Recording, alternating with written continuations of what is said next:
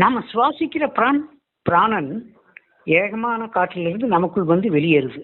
அப்ப நம்மளுடைய ரூபம் அந்த பிராணன்ல இருக்குது, ஒட்டுது. அப்படி எப்படி ஒரு போட்டோகிராபர் அவர் போட்டோ எடுக்கிறார், அந்த புகைப்படம் எனும் நிழல் படம் அது எப்படி ஒரு காகிதத்தில் ஒட்டியது? ஒரு ஓவியன் அழகான ஓவியத்தை தீட்டுகிறான் என்றால் அந்த ஓவியம் முதலில் அவனுக்குள் பதிந்து அது வெளியில் வந்து தூரிகை வண்ணங்களால் மீண்டும் அந்த அழகிய ஓவியம் அவன் மூலமாக வெளிவருகிறது. ஒரு கலைஞன் அற்புதமான சிலையை செதுக்குகிறான் என்றால் அந்த சிலையின் அம்சம் அவனுக்குள் சென்று அவனுடைய அம்சத்தோடு கலந்து அதே அம்சம் வெளிப்பட்டு சிலையாக வடிக்கப்படுகிறது என்றால் அந்த சிலையில் காலம் இருக்கிறது. அதை வடிக்க வேண்டிய அளவிற்கான கர்மா இருக்கிறது. அதற்கான பலன் இகழ்ச்சியோ புகழ்ச்சியோ நிறைந்திருக்கிறது. எல்லாவற்றுக்கும் மேலாக அதை ரசிப்பவர்கள் மிக அற்புதமாக வடித்திருக்கிறார் இந்த சிலையை என்று சொல்லும் பொழுது அந்த புகழ்ந்தவரும் அதில் மையம் கொள்கிறார்கள், இகழ்ந்தவரும் மையம் கொள்கிறார்கள் என்றால் அந்த சிலைக்குள் அந்த காலம் கர்மவினை சார்ந்தவர்கள் தான் அந்த சிலையை கண்டு ரசிக்க முடியும். எல்லோராலும் முடியுமா? ஆகவே அவர்கள் யாவுமே சூட்சும நிலையில் அங்கே பதிவாகிறார்கள். அது எப்படி? ஒரு புகைப்படத்தில் நம் உருவம் பதிவாவது போல் ஒரு செல்போனில் செல்ஃபி எடுத்தால் எப்படி நம் ரூபம் பதிவாகிறதோ அப்படி ஒரு ஆடியோவில் இன்னும் நுட்பம் அடைந்து ஒரு ஆடியோவில் நம் குரல் பதிவால் நம் ஞாபகம் மட்டுமல்ல நாம் சொல்லும் செய்தியும் அவர்களுக்குள் பதிவாகிறது என்றால் இந்த புகைப்படத்தை விட நுட்பமானது சொல். அந்த சொல் பிரகாசமாகி மீண்டும் அது ஒளிப்புள்ளியாக மாறி அங்கே பதிவாகிறது என்றால் அந்த சொல்லில் அந்த பிரகாசத்தில் அந்த சொன்னவர்கள் இருக்கிறார்கள் என்றால் எப்படி அந்த பிரகாசத்தில் சொல்லில் அவர்கள் இருக்க முடியும் என்றால் இந்த ஆத்மன் ஒளிவடிவானவன். அந்த பிரகாசம் என்பதே ஆன்மாவின் பிரகாசம். அந்த பிரகாசத்தில் அவன் இருப்பதால் அந்த பிரகாசம் வெளிப்படுகிறது. சொற்களாக, நாதங்களாக, இசையாக, பாடலாக. இதைத்தான் நான் திரும்ப திரும்ப கூறுகிறேன். அந்த இசையில் அவர் வாழ்கிறார் என்றால் சூட்சமமாய் அதை பார்க்க முடியும். சூட்சும பார்வை கொண்டவர்களுக்கு அது மிக அற்புதமாக தெரியும். அந்த பார்வை இல்லாதவர்களுக்கு ஏதோ இது சொல்கிறார் என்று போய்விடுவார்கள். யோகிகளுக்கு இந்த சூட்சும பார்வை வந்து அமைகிறது. அந்த நொடியில், அந்த இடத்தில், அந்த காலம், அந்த நேரம், அந்த கர்மா, எல்லாவற்றுக்கும் மேலாக அந்த கலைஞன், அவனுடைய முகம், அதை சார்ந்து அதை கண்டுகளித்தவர்கள் எல்லோருமே சூட்சுமத்தில் நிறைந்தே உள்ளார்கள். நன்றாக கவனியுங்கள். 1000 வருடத்துக்கு பிறகு என்ன நடக்குமோ அது ஆன்மாவில் இருக்கிறது. 1000 வருடங்களுக்கு முன்பு என்ன நிகழ்ந்ததோ அது யாவும் ஆன்மாவில், ஆன்மாவின் அம்சத்தில் உள்ள அந்த காரண தேகத்தில் நிறைந்தே உள்ளது. நான் ஒரு முறை என் மகன் திருமண வைபவத்திற்காக கோயம்புத்தூர் செல்லும் பொழுது அங்கு சில கட்டடங்கள், ஒரு 16 மாடி கட்டடங்கள் உருவாகி கொண்டிருந்தது சரவணன் தொட்டி அருகாமையில். அதை பார்க்கும் பொழுது எனக்கு ஞாபகம் வருது, இதை நான் ஏற்கனவே பார்த்திருக்கிறேனே. எப்பொழுது பார்த்தேன்? ஆனால் இப்பொழுதுதான் இந்த கட்டடம் உருவாகி கொண்டிருக்கிறது, இன்னும் பூச்சி கூட நடக்கவில்லையே. ஆனால் இதை நான் பார்த்திருக்கிறேனே என்ற பொழுது சற்றென்று அந்த காலம் தோன்றுகிறது. நான் சூட்சும வடிவில் இந்த பிரபஞ்சத்தை வலம் வந்து கொண்டிருந்தேன் பிறவி எடுப்பதற்கு. அப்பொழுது இன்று நடந்து கொண்டிருக்கக்கூடிய அந்த கட்டட வேலைகள் அன்று எனக்கு சூட்சுமத்தில் தெரிந்தது. ஆனால் இப்பொழுது தூள வடிவாகி சுமார் 50 வயதுக்கு மேல், ஏன் 60 வயதில் நான் அதை பார்க்கிறேன். அப்படியானால் நான் அந்த இடத்துக்கு முன்பின் போனதில்லை, இப்பொழுதுதான் போகிறேன் என்றால் போகும் பொழுது அந்த கட்டடம் உருவாகி கொண்டிருக்கிறது. அதை நான் பிறப்பதற்கு முன்பே கண்டறிந்திருக்கிறேன் என்றால் நன்றாக கவனியுங்கள். 3 காலங்கள் எங்கே இருக்கிறது? அது உங்களுக்குள் தானே இருக்கிறது. இந்த முக்காலங்களில் நிகழும் நிகழ்ச்சி எங்கே இருக்கிறது? அது ஆன்மாவாகிய உங்களிடத்தில் இருக்கிறது. காலங்களுக்குள் கட்டுப்படும் பொழுது அவன் ஜீவன், காலங்களுக்கு அப்பாற் செல்லும் பொழுது அவன் ஆத்மன். இந்த ஆத்மன் என்பவன் தான் யார் என்று திரும்பி பார்த்தால் அவன் ஆதி, அனாதி, பிரம்மம். இதுவெல்லாம் சிற்றறிவு கொண்ட மாந்தர்களுக்கு புரியாது. சுற்றறிவு கொண்ட மாந்தருக்கு மட்டுமே புரியும். அவர்கள் தான் யோகிகள். ஞானி என்பவன் பேரறிவு நிலை பெற்றவன் அல்லவா? அதிலும் பிரம்மஞானி என்றால் மட்டும்தான் பிரம்மத்தை பற்றிய அறிவு தெளிவாக தெரியும். ஆகவேதான் நான் உங்களுக்கு கொடுத்திருக்கிறேன். குரு கொடுத்த மந்திரம் கொண்டு நீந்த வல்லிரேல் பிறவி பெருங்கடலை நீந்தி விடலாம். அந்த மந்திரம் என்ன? அயஹாத்ம பிரம்மம். ஆனா அதை சொல்வதற்கு உங்களுக்கு தயக்கமாக இருக்கிறது. நான் எப்படி பிரம்மமாக முடியும்? நீங்கள் எங்கே பிரம்மம் ஆகிறீர்கள்? அதுவாகத்தானே இருக்கிறீர்கள். உங்களை மறைத்திருக்கும் அஞ்ஞான மூடலைத்தானே விளக்குகிறீர்கள். அதற்குத்தானே இந்த யோகமும் ஞானமும்.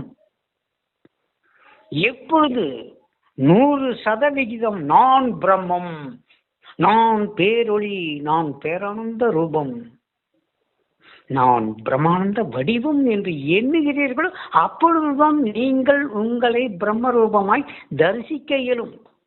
ஞானம் சுழுவானது, ஆனால் மிக பலுவானது. அந்த பலுவானது என்பது என்ன? நான் பிரம்மம் என்பதை 100% நம்ப வேண்டும்.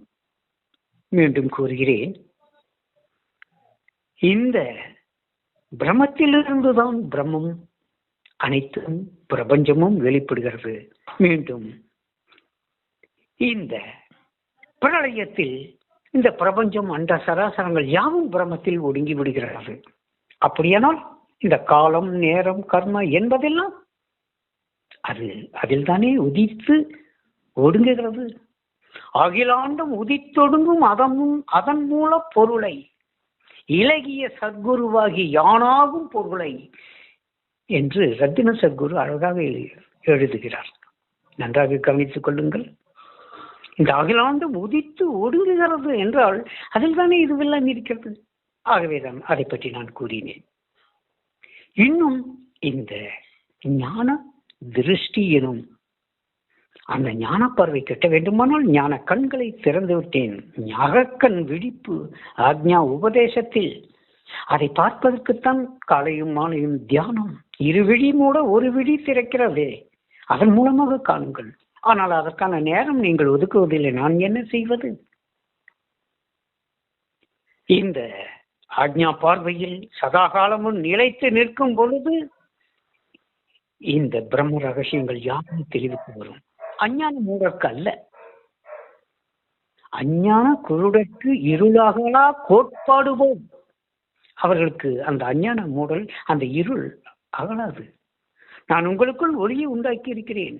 உள் ஒளியாக உணர்வை காட்டிக் கொடுத்திருக்கிறேன். உள் உணர்வாக நீங்கள் ஒளியாக, உள் ஒளியாக, உணர்வாக, உள் உணர்வாக இருப்பதை காண வேண்டும் அல்லவா?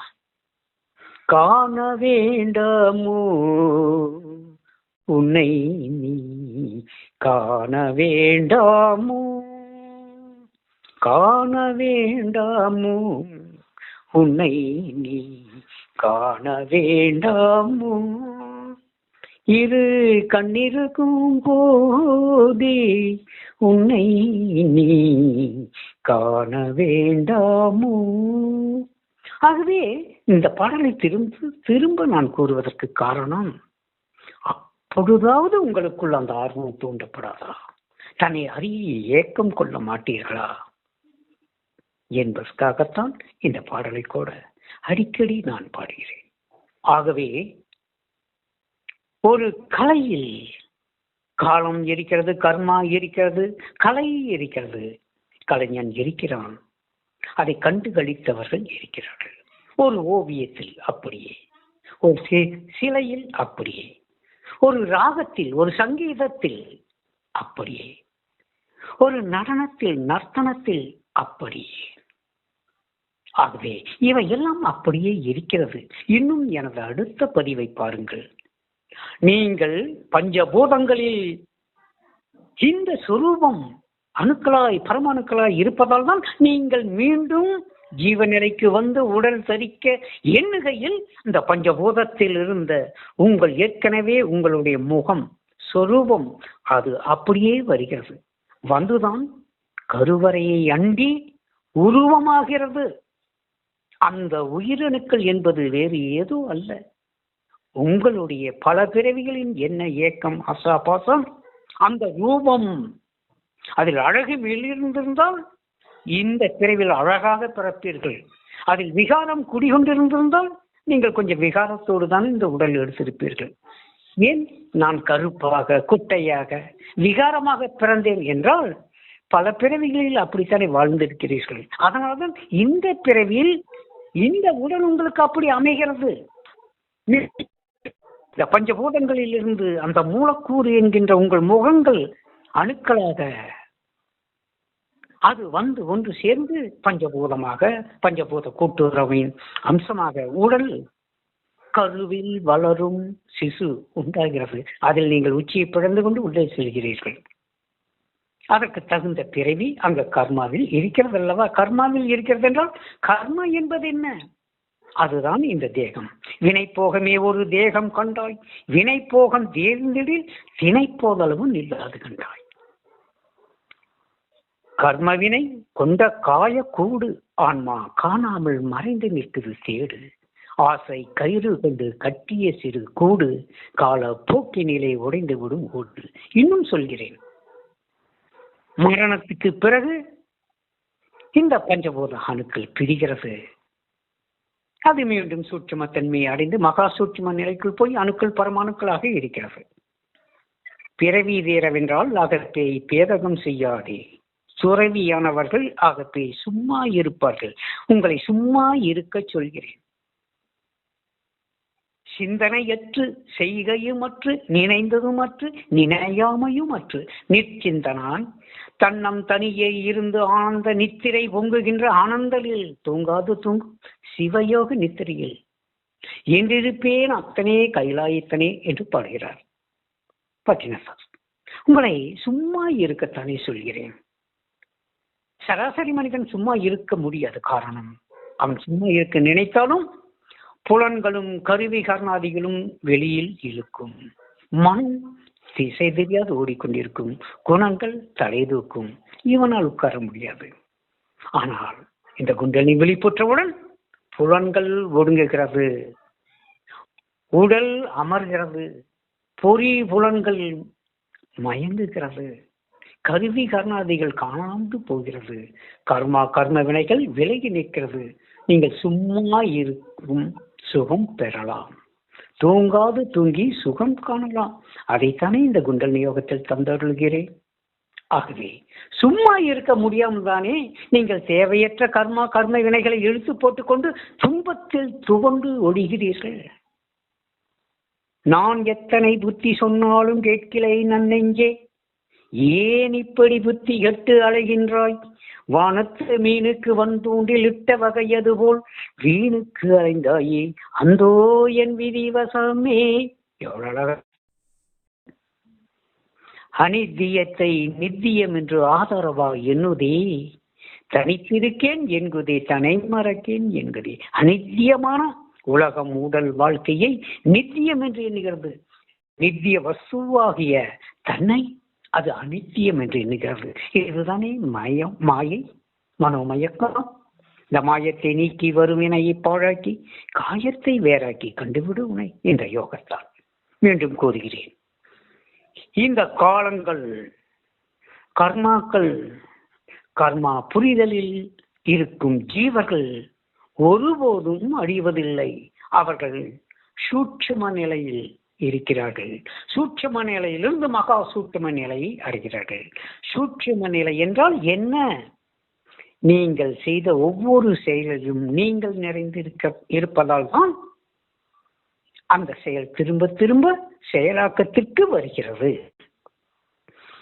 மீண்டும் கூறுகிறேன், இந்த உடலில் பசி, தாகம், காமம், கோபம், குரோதம் எல்லாம் எதனால் வருகிறது என்றால் உடலாக இருக்கும் அந்த உயிரணுக்களாக இருக்கும் அந்த பரமாணுக்களாக இருக்கும் நீங்கள் பல்லாயிரம் பிறவிகளில் அந்த தேடலில் முழுமை பெறாமல் இந்த பிறவியிலாவது இந்த மானிட தேகத்திலாவது நான் முக்தி அடைய மாட்டேனா என்ற ஒரு ஏக்கம் ஒவ்வொரு ஜீவனுக்குள்ளும் இருக்கிறது என்றால் முக்தி என்பது விடுதலை. ஆகவே இந்த ஏக்கம் எங்கிருந்து வருகிறது? இந்த குணங்கள் எங்கிருந்து வெளிப்படுகிறது? இந்த உடலாக இந்த உருவமாக இருக்கும் அணுக்களின் சயோகமே, அது நீங்கள் தானே. என் அன்பு நிறை அருளாசி நன்றி செய்க, நலமே பெறுக. இதனை சிந்தித்து பாருங்கள்.